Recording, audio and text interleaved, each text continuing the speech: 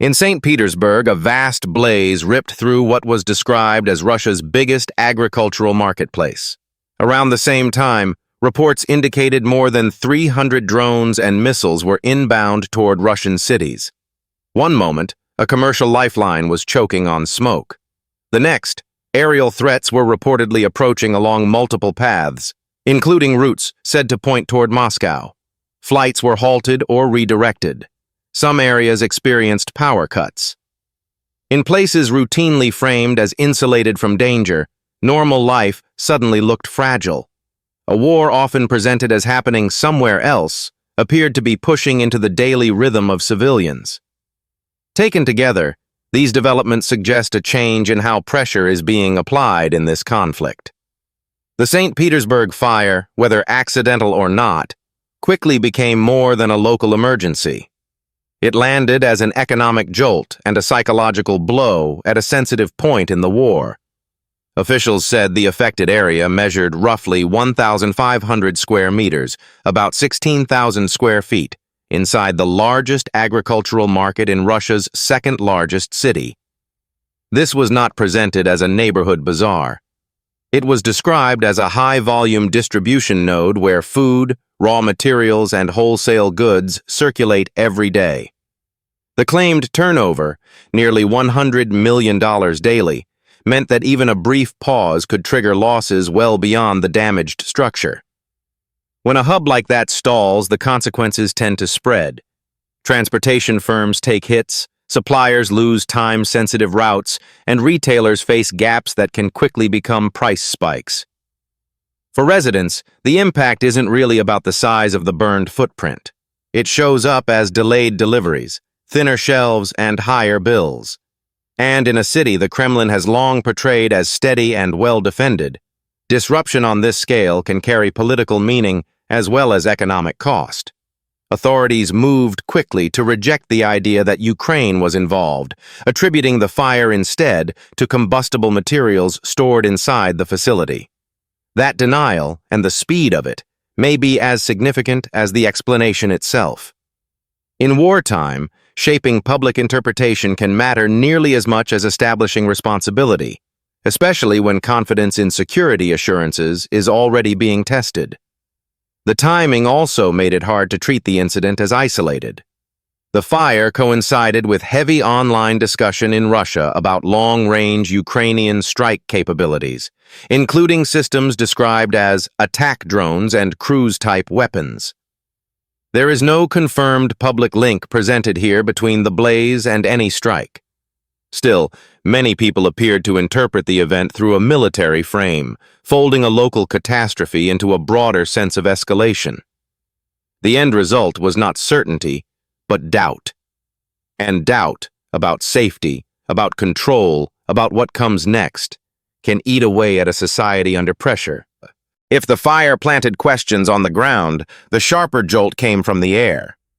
According to the source transcript, Ukraine's latest operation was notable less for a single headline strike and more for its scale and coordination.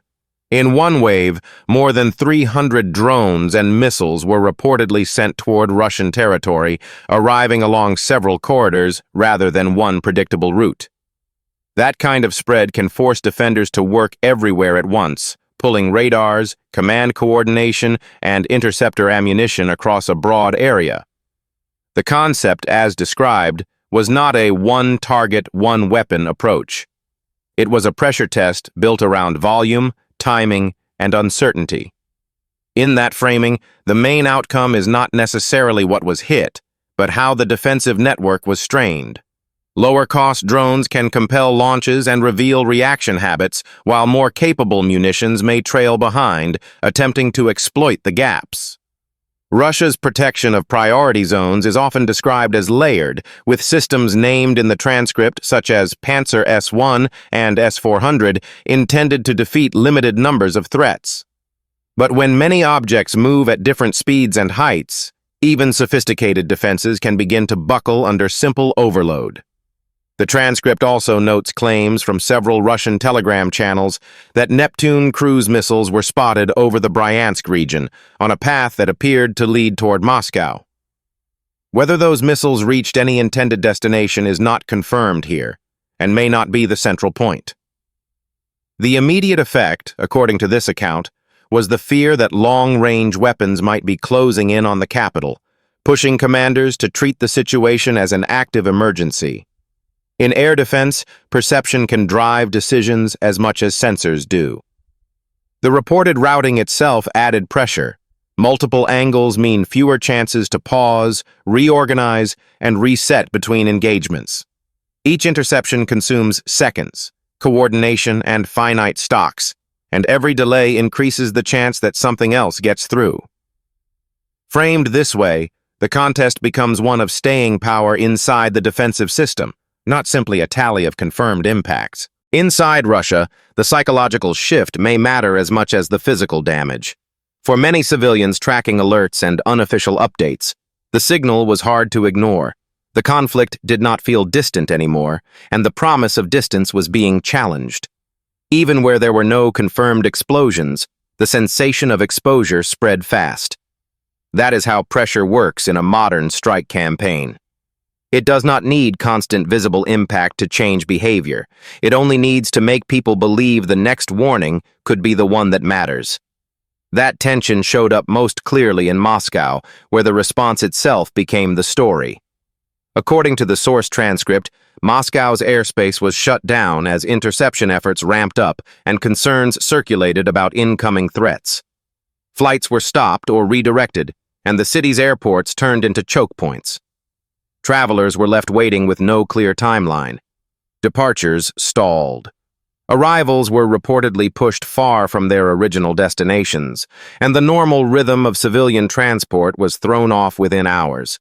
For a capital that runs on tight schedules and constant movement, even a short interruption carries a heavy cost. The consequences were not just about inconvenience. Moscow functions as a national crossroads for business trips, freight movement, and official travel.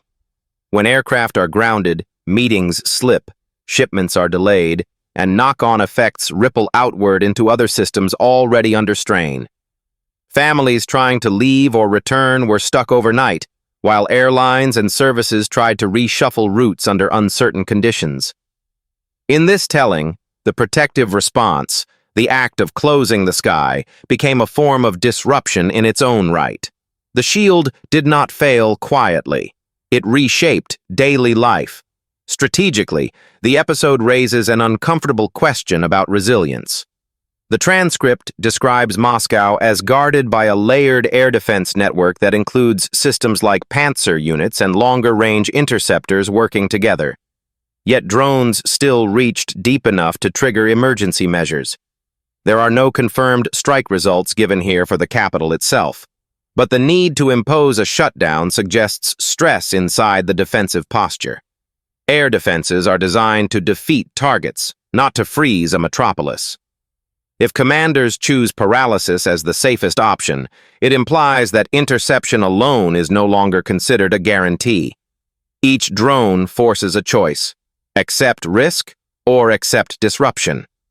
When waves repeat, that choice stops being occasional and becomes structural, and that leads to the wider implication. If the most protected city can be pressured into a near lockdown by drones, then the rest of the country has to wonder what protected really means. Control is not only measured by what gets intercepted, it is measured by whether everyday life keeps moving. When movement becomes the first casualty, the message travels far beyond the flight boards. Another pattern in the transcript is how the strikes appear to be chosen for function, not spectacle. The emphasis is on systems that keep Russia operating day after day, and on sites that support both the economy and the war effort at the same time. The message is not aimed at monuments or political theaters. It is aimed at continuity. When critical services wobble, the effects can travel far beyond any single blast site, and the pressure compounds with every additional interruption.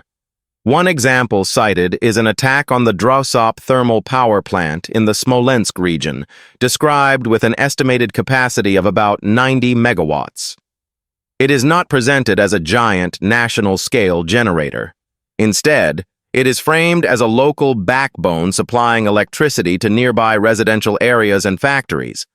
That detail matters, because local power is what keeps production lines moving and ordinary routines stable. When the current drops, machines stop, schedules collapse, and delays begin to stack. Even a limited outage can force plants to slow down, push repair crews into overtime, and strain municipal resources. The damage is not only measured in broken hardware, it's measured in time, missed output, and rising anxiety among people who suddenly have to plan around darkness. A second strike described in the transcript hit the Akron chemical plant in the Novgorod region, a facility linked to materials used for explosive production.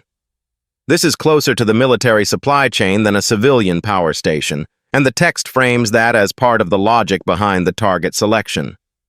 Interfering with chemical output does not always produce immediate, dramatic images, but it can create a quieter form of attrition, making it harder to replenish ammunition or sustain production cycles. In that sense, the attack is presented less as a headline grab and more as an attempt to slow the machinery that keeps war going. The account also points to impacts that spilled into daily life beyond industrial zones.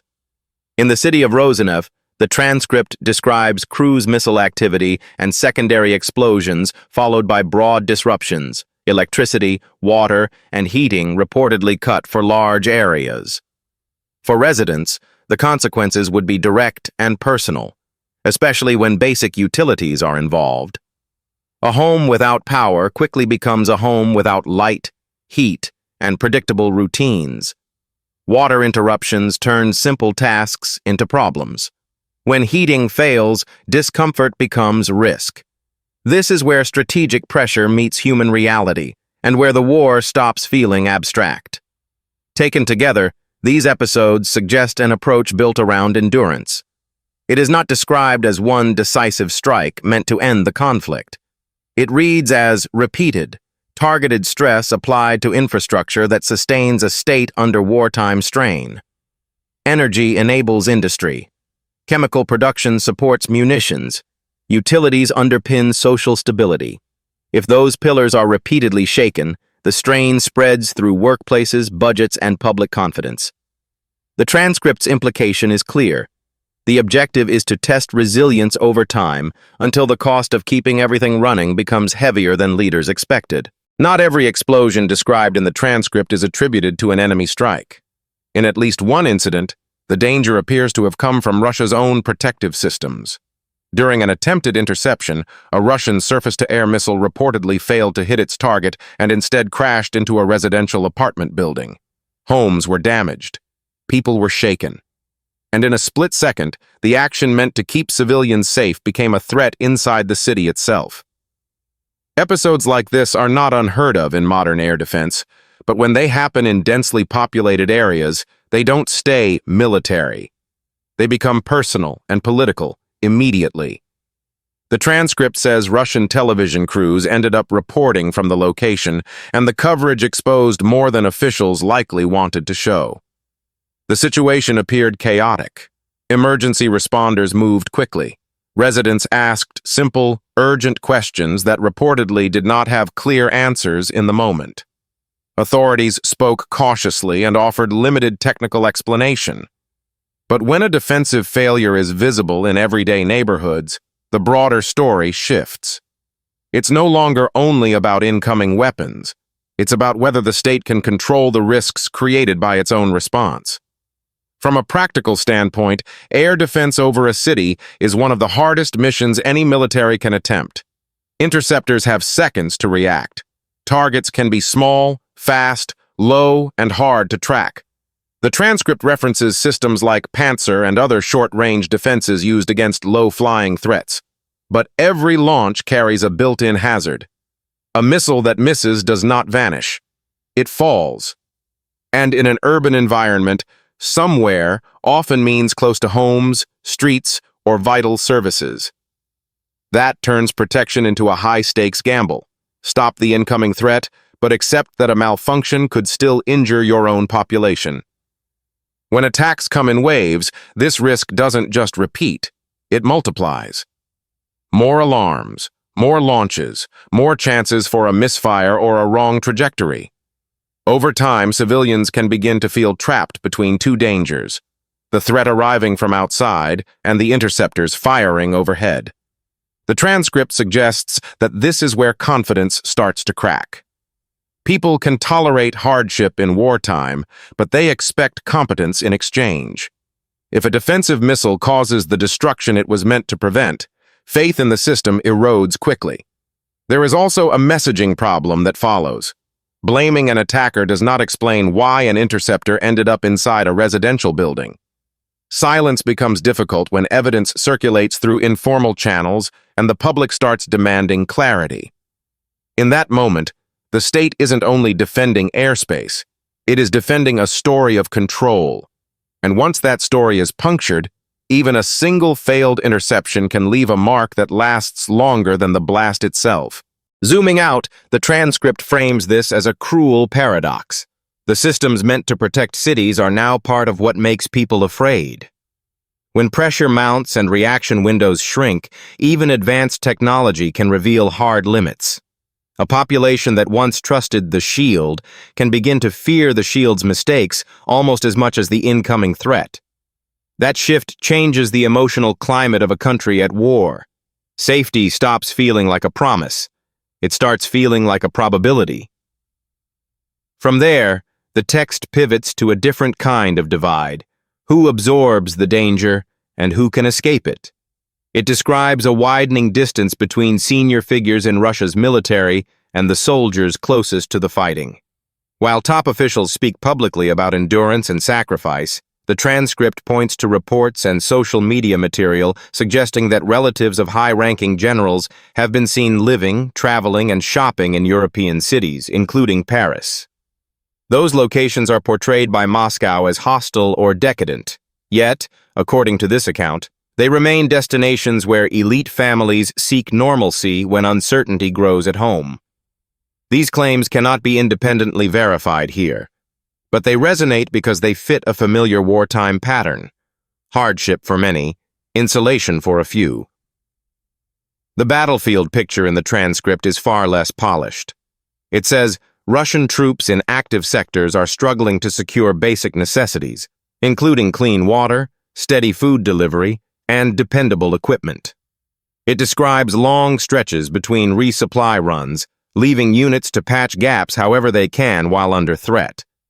That matters because wars are not only decided by weapons and tactics. They are also decided by the unglamorous math of logistics. When supplies fail to arrive on time, a force can weaken quickly, regardless of how much firepower it has on paper. One widely shared clip is used in the transcript as the symbol of that imbalance. It shows soldiers near a roadway collecting muddy water from a puddle because no better option was available. There is no complex messaging in the description, just tired voices and a blunt admission that they were getting by in whatever way they could. The power of that scene, as presented, is that it doesn't need narration. It compresses months of strain into a few seconds that are easy to understand and hard to forget. The transcript then argues that these conditions point to deeper structural failures. It mentions corruption in procurement, resources being siphoned off before reaching combat units, and planning that is not built for long, grinding operations. It suggests that money intended for fuel, rations, and medical supplies can vanish into layers of bureaucracy, leaving soldiers to absorb the consequences of decisions made far from the front. That claim is difficult to verify in detail from open sources alone, but it reflects long-running accusations made in and around Russia's defense system. Finally, the text warns that this gap has political consequences. When troops believe sacrifice is not shared, morale can fracture. Resentment spreads quietly, and loyalty becomes conditional. The transcript's implication is that armies do not always fail only because of enemy pressure. Sometimes they weaken from within, when the people doing the dying conclude that the people giving orders have found a way out. For the wider public, that contrast can land like a punch. If this is framed as a fight for national survival, Why do the families of key decision-makers appear far from the danger? And if Europe is presented as an adversary, why does it still seem to function as a refuge for the well-connected? Those questions don't vanish, especially when harsh frontline stories keep circulating. The picture that forms is a divided burden. Leadership provides the rhetoric, while ordinary troops and their relatives carry the hunger, the fear, and the cost. The transcript then points to a statistic that has become a symbol of how punishing this war can be. It cites open-source estimates and battlefield reporting, suggesting that newly deployed Russian soldiers may survive, on average, as little as 9 days at the front. In some cases, described by families and local communities, the interval is said to be even shorter. The account includes examples where men were reportedly deployed and then returned in coffins within 2 days. These claims cannot be independently verified here, but the repetition of similar stories is presented as evidence of a deeper, systemic pattern, rather than a handful of rare tragedies. One reason, according to the transcript, is the way modern combat compresses time.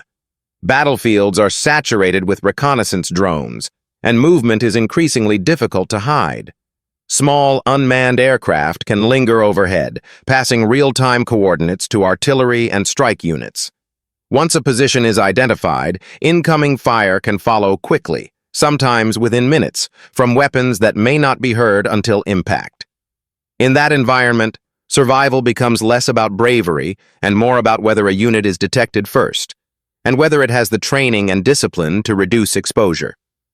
The transcript argues that Russian forces are especially vulnerable under those conditions. It describes units being replenished rapidly instead of carefully rotated, with poorly trained replacements sent into zones already observed and measured by enemy sensors. Rather than changing tactics to reduce risk, commanders are depicted as leaning on numbers, assuming mass can compensate for visibility and precision. That approach treats personnel as replaceable, not protected, a choice that can accelerate loss rates even when equipment and firepower exist on paper. And the transcript closes this section by stressing that numbers alone don't capture the shock. Behind each figure is a family expecting weeks or months, not days. It describes reports from Moscow and other cities of relatives stunned by how quickly death notifications arrived. When losses return faster than explanations, anger grows, fear spreads, and the official story becomes harder to maintain, even among people who once accepted it. One thread running through the transcript is the idea of asymmetry, 2 different ways of trying to survive the same kind of war. Ukraine, in this telling, leans heavily on technology to limit exposure for its own forces while still applying constant pressure through monitoring and precision strikes. Russia, by contrast, is described as accepting far higher human losses in exchange for incremental movement on the ground, sometimes over areas that do not appear to hold lasting strategic value. That gap in approach matters because it shapes long-term outcomes, not through a single breakthrough moment, but through slow, grinding attrition. When casualties mount, the cost is not only measured in bodies. It shows up in morale, in experience drained from units, and in growing doubts about the decisions being made above them. And yet, the transcript argues, public blame inside Russia often points outward. A familiar explanation is repeated. The United States and the broader West are responsible for the country's economic strain and stalled development. As living conditions tighten and uncertainty grows, many people appear to accept this framing, seeing sanctions and isolation as deliberate external attacks rather than as consequences tied to domestic leadership choices.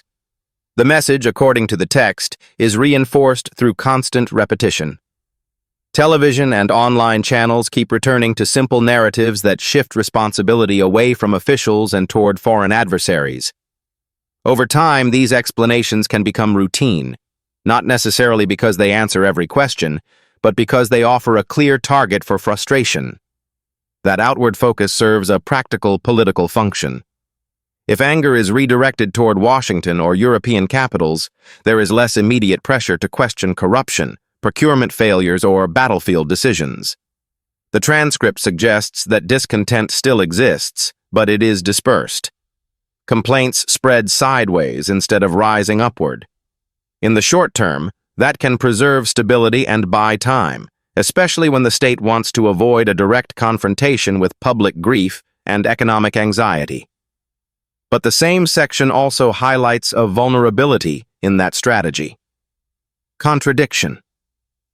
While official rhetoric casts Western countries as hostile and dangerous, the transcript points to reports that Russia's political and military elites often treat those very places as comfortable and safe. Claims of officials' children living or studying in Europe undermine speeches warning ordinary citizens about Western threats. These reports cannot be independently verified here, but the allegation carries weight because it is emotionally easy to grasp. If the West is supposedly a danger, why is it also a destination for the well-connected? The transcript argues this produces a quieter effect than open revolt. Many people may still repeat the approved lines in public while privately noticing the mismatch. That creates confusion before it creates resistance. And confusion, if it persists under ongoing hardship, can become corrosive. Messaging can postpone a reckoning, but it cannot replace lived experience. When daily pressure keeps rising and the explanation never changes, belief tends to thin out, slowly, then all at once. Pressure doesn't only come from explosions, it also comes from what accumulates quietly. Economic strain, repeated loss, and the slow exhaustion of a society trying to pretend that everything is normal. The transcript argues that when responsibility is consistently pushed outward, the reckoning doesn't disappear. It simply gets postponed. And the longer it's postponed, the more severe the eventual correction can become. Then comes the detail that feels almost surreal, yet fits the logic of modern conflict. The transcript describes a group identified as Polish hackers gaining access to the internal security camera system of a hotel in Russia.